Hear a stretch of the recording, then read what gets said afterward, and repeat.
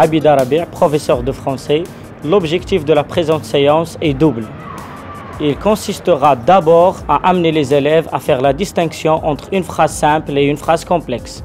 Ensuite, à les amener à identifier dans une phrase complexe la proposition principale et la proposition subordonnée.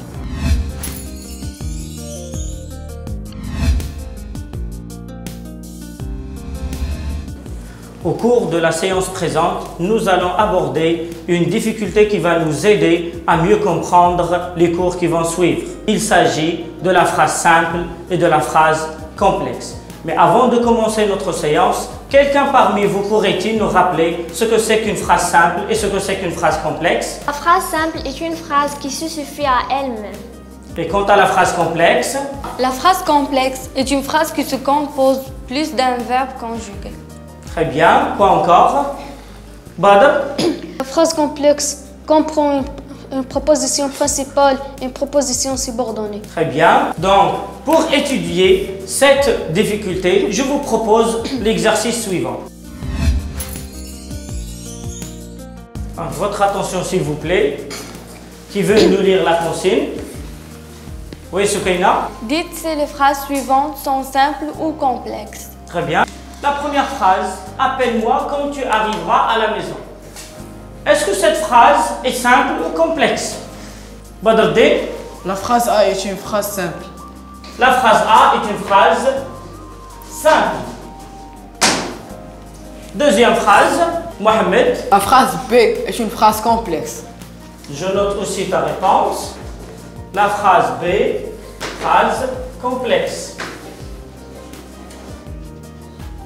On note d'abord les réponses et après on va vérifier. Ayoub? Phrase C est une phrase simple. Phrase simple. Et la dernière phrase?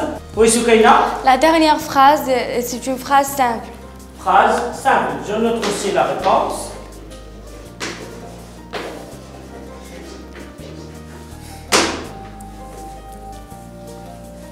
Très bien.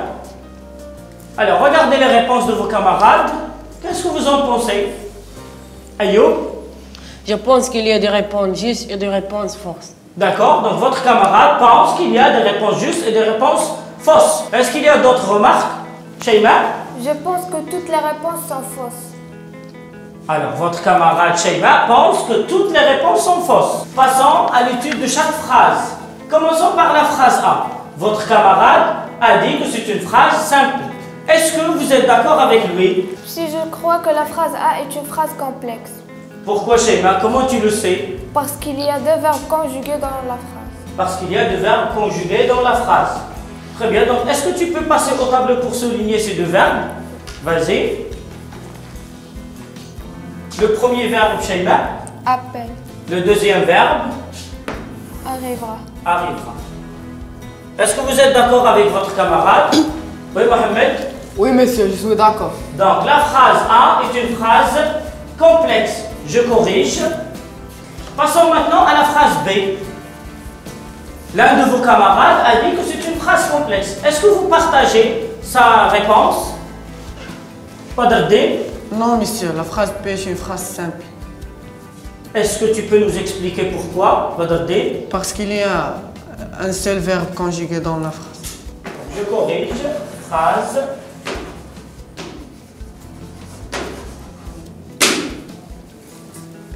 Passons maintenant à la troisième phrase, la phrase C. Vous avez dit que c'est une phrase simple. Est-ce que c'est juste? Mohamed? Non, monsieur, la phrase C est une phrase complexe. Pourquoi, Mohamed, c'est une phrase complexe? Parce qu'il y a deux verbes conjugués. Parce qu'il y a deux verbes conjugués. Quels sont ces deux verbes conjugués? Le verbe travailler et le verbe réussir. Très bien. Est-ce que tu peux passer au tableau pour souligner ces deux verbes?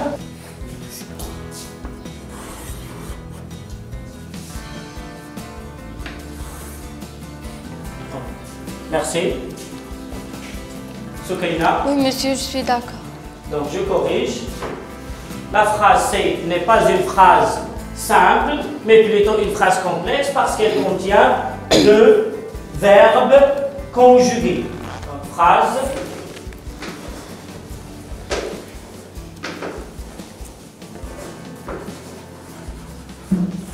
complexe. Et la dernière phrase, qu'est-ce que vous en pensez? Est-ce que vraiment c'est une phrase simple? Selma? Oui, effectivement, c'est une phrase simple. Est-ce que tu peux nous expliquer? Parce qu'il y a un seul verbe, conjugué. Quel est ce verbe conjugué, Selma? Verbe être. Alors, à travers cet exercice, comment on identifie une phrase complexe? Selma? On l'identifie par le nombre de verbes employés. On l'identifie par le nombre de verbes employés. Comment on peut l'identifier aussi, Mohamed?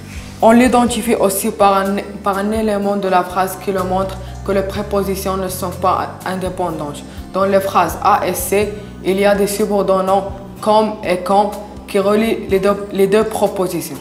Très bien. Donc, dans la phrase A et la phrase C, il y a des subordonnants quand et comme qui relient les deux propositions. D'accord? Et comment on identifie une phrase simple? Elle contient un seul verbe conjugué. Donc la phrase simple contient un seul verbe conjugué. Très bien. Donc on passe à un deuxième exercice. Je vous propose de supprimer les phrases simples et de ne garder que les phrases complexes. Donc j'efface les phrases simples.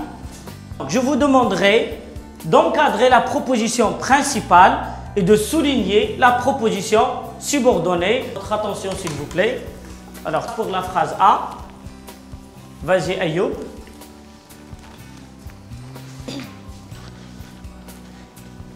Tu encadres la proposition principale.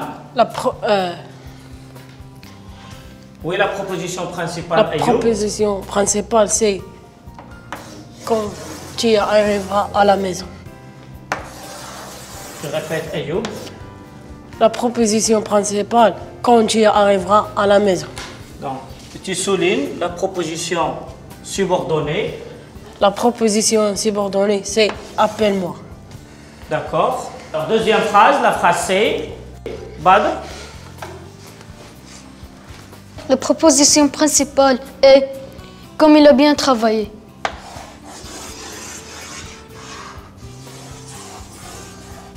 Et où est la proposition subordonnée? Il a réussi. D'accord. Merci.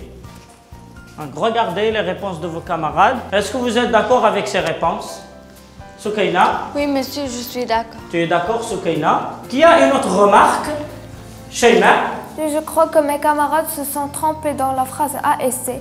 Peux-tu nous expliquer davantage, Sheima?